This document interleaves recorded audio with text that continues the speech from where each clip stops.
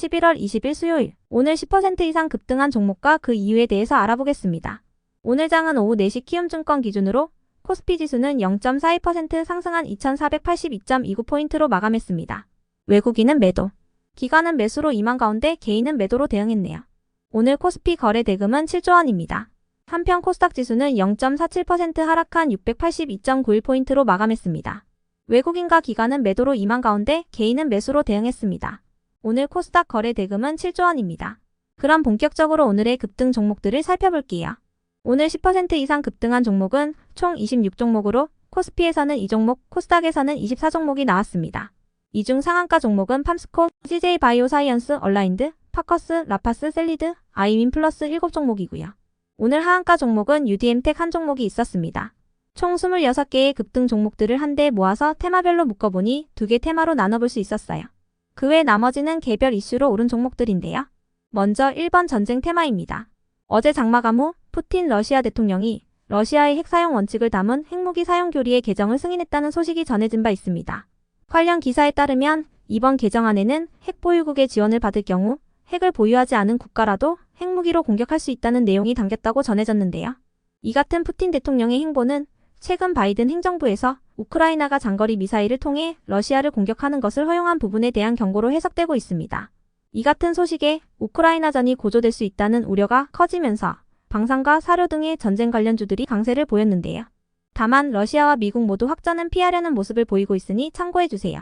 참고로 사료 관련주들의 경우 한 달 전 러시아가 우크라이나의 곡물 수출을 방해하기 위해 흑해 항구 인프라와 민간 선박에 대한 공격을 강화하고 있다고 전해지면서 강세를 보인 바 있는데요. 세계 주요 곡창지대인 우크라이나의 곡물 수출이 막힐 경우 전 세계 곡물 가격이 상승할 것이라는 우려가 재부각되고 있습니다. 사료 원료의 80% 이상이 곡물로 이루어져 있기 때문에 사료 관련주들은 곡물 가격 상승의 수혜주로 부각되는 편이니 참고해주세요. 이 중에서도 팜스코는 이재명 더불어민주당 대표가 징역형을 선고받은 가운데 김동연 관련주로도 부각되었습니다. 다음은 이번 의료 AI 테마입니다. 얼마 전 일론 머스크가 자신의 X 계정을 통해 인공지능이 의사 대신에 환자를 진단하는 날이 머지않았다는 예측을 내놓았습니다.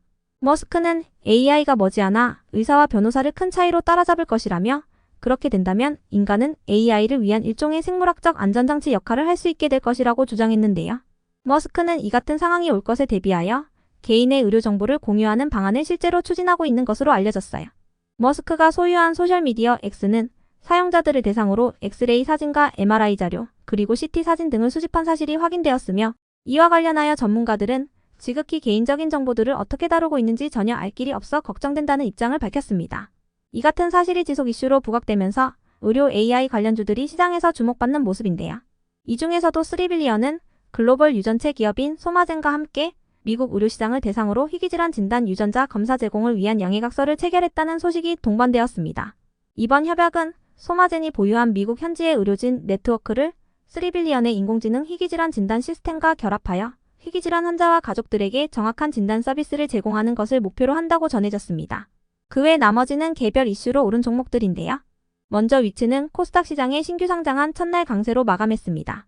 위치는 전력 전송 핵심 솔루션 개발 업체로 삼성전자의 1차 협력사로서 모바일과 웨어러블 기기 등의 무선 충전 솔루션을 공급하고 있다고 알려져 있는데요. 그런 위치는 장중 최고 272%까지 상승했지만 종가는 공모가 대비 129% 상승한 가격으로 마감해 주었네요.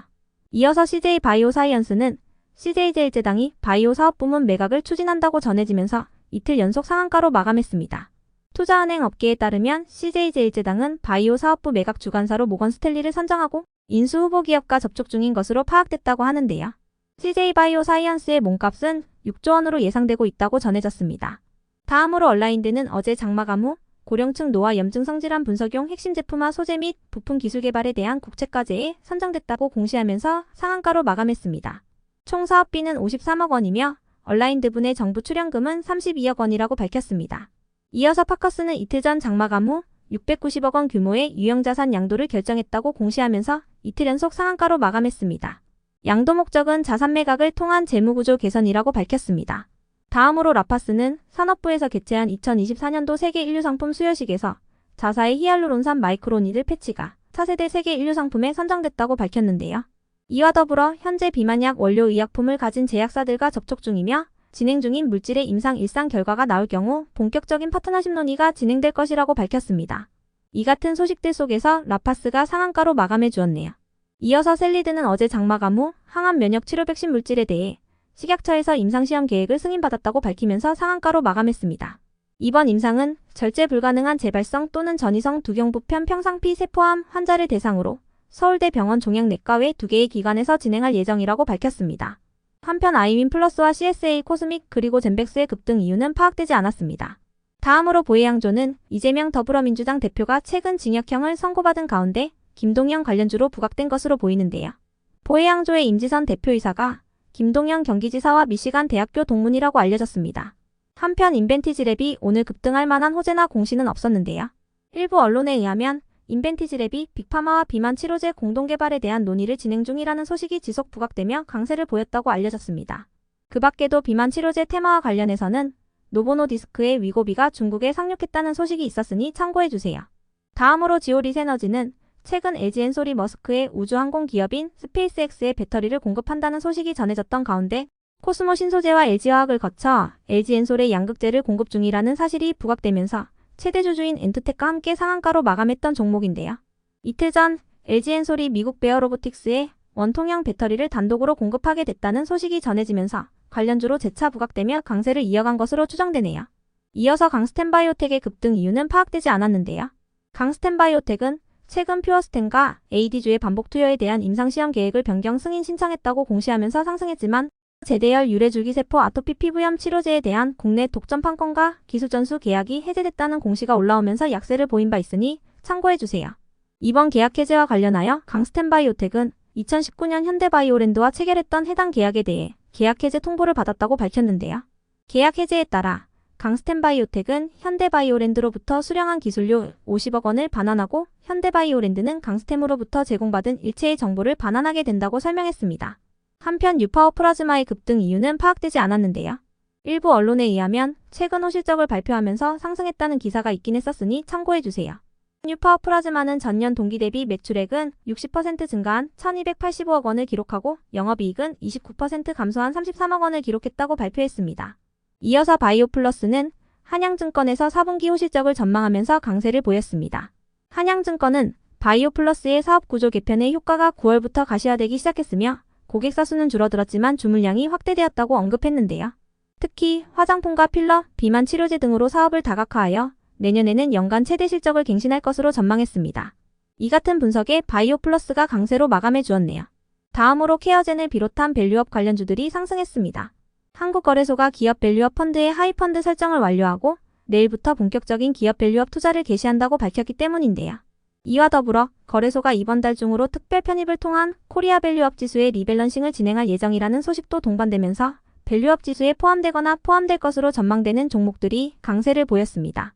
이번 특별 편입에는 LG전자와 KB금융, SK텔레콤과 KT 등의 금융 및 통신 기업들이 포함될 것으로 전망되고 있습니다. 한편 메디포스트의 급등 이유는 파악되지 않았는데요. 최근 키움증권에서 메디포스트에 대해 초고령 사회의 수혜주라며 신규 리포트를 발행한 바 있으니 참고해주세요. 키움증권은 메디포스트가 무릎, 골관절염 치료제인 카티스템에 대한 일본 시장 진출을 앞두고 있으며 순항이 예상된다고 밝혔습니다. 이어서 메디콕스가 상승했습니다. 트럼프가 대마초의 친화적인 인사들을 주요 요직으로 지명했다는 소식이 대마초 관련주들에게 지속 호재로 작용되는 모습인데요. 트럼프가 최근 법무부 장관 후보자로 지명한 맥 게이트 전 하원 의원은 마리화나 정책에 가장 친화적인 공화당원 중 한 명이라고 알려졌습니다. 이 같은 소식에 대마초 관련주들이 트럼프 2기 정부의 수혜 기대감을 입으며 상승세를 보였습니다. 그 밖에도 하나증권에서 국내 조선업이 상승 사이클을 지속할 것으로 전망하면서 조선기자재 기업들이 상승했으니 참고해주세요. 다음으로 에이럭스를 비롯한 드론 관련주들이 상승했습니다. 트럼프 2기 행정부가 중국 드론에 대한 규제를 강화하고 미국 내 드론 산업과 인프라를 성장시킬 것이라는 전망이 이어지고 있기 때문인데요. 이 같은 소식에 드론 관련주들이 상승한 가운데 에이럭스가 북미에 드론을 수출 중이며 최근 미국 공군과 소형 드론 납품을 논의하고 있다고 밝힌 부분이 지속 부각되고 있습니다. 에이럭스는 드론에 내에 해당하는 FC의 자체 제작이 가능한 유일한 업체로 방산과 관련한 대형 드론 기업의 지분 인수도 계획 중이라고 알려졌습니다. 이어서 넥스트바이오메디컬은 가루형 내시경 지혈제인 넥스파우더를 통해 내년 흑자 전환에 도전하고 있다고 전해졌는데요. 최근 JP모건에서 넥스트바이오메디컬의 지분 5%를 보유하여 신규 보고 의무가 발생했다고 공시한 부분이 지속 호재로 작용되고 있습니다. 끝으로 오늘은 하한가를 간 종목도 한개가 있었는데요. UDM텍은 대신 밸런스 제13호 스펙과의 합병으로 코스닥에 신규 상장한 첫날 하한가로 마감했습니다. UDM텍은 소프트웨어 개발 업체로 독자적인 기계어 처리 기술을 개발했다고 알려져 있습니다. 그럼 오늘의 거래량과 거래 대금 상위 종목들을 시장별로 살펴보고 마칠게요.